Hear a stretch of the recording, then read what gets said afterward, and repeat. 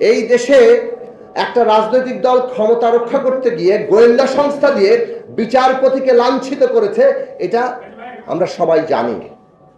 প্রধান বিচারপতিকে লাঞ্ছিত করা, তাকে দেশত্যাগে বাধ্য করা, এটা কেবল একজন ব্যক্তি এসকে সিনহাকে করা নয়, পুরো বিচার ব্যবস্থাটাকে তারা ওইভাবে লাঞ্ছিত করেছে এবং নিজেদের করায়ত্তে রয়েছে।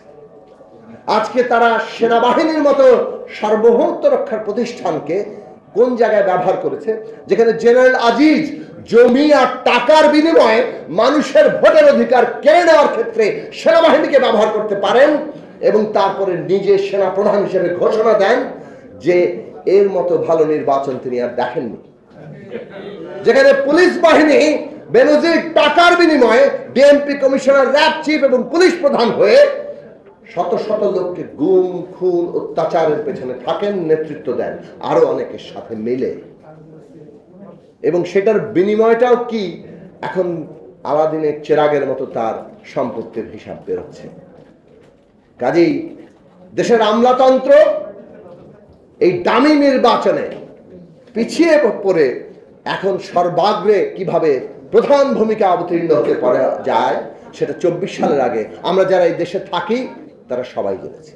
ফলে বিচার বিভাগ, সেনাবাহিনী, পুলিশ কিংবা র্যাব, আইন শৃঙ্খলা বাহিনী এবং আমলাতন্ত্র, তার সাথে তারা মিডিয়াকে কিভাবে একটা মিডিয়া লিগে পরিণত করেছে, কিভাবে এস আলম সহ কয়েকজনের হাতে সমস্ত দেশের সম্পদ তুলে দিচ্ছে, ব্যাংকগুলো তুলে দিচ্ছে, এইটা সব আমরা দেখছি।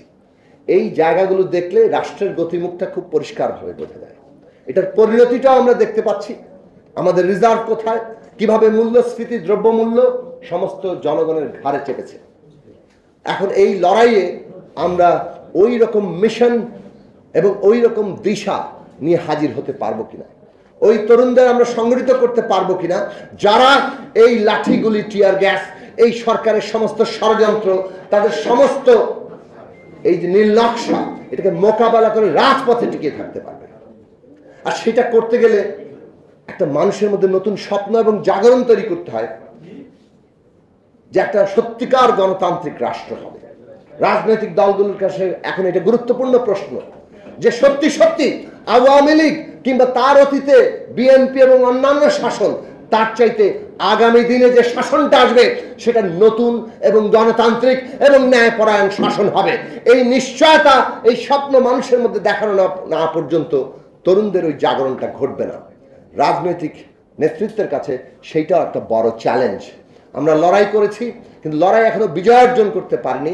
সেটা জনগণের শক্তি এই রাষ্ট্রশক্তিকে মোকাবেলা করে বিজয় অর্জনে যাওয়ার মতো পরিস্থিতিতে পৌঁছায়নি। সেই পৌঁছানোর জায়গায় আমাদের যেতে হবে, বিকল্প কোনো পথ আমাদের নেই। যে লড়াই 60-এর দশকে শুরু হয়েছিল, এইরকম মোকাবেলা করে একটা সশস্ত্র প্রতিরোধ যুদ্ধে পরিণত হয়েছিল।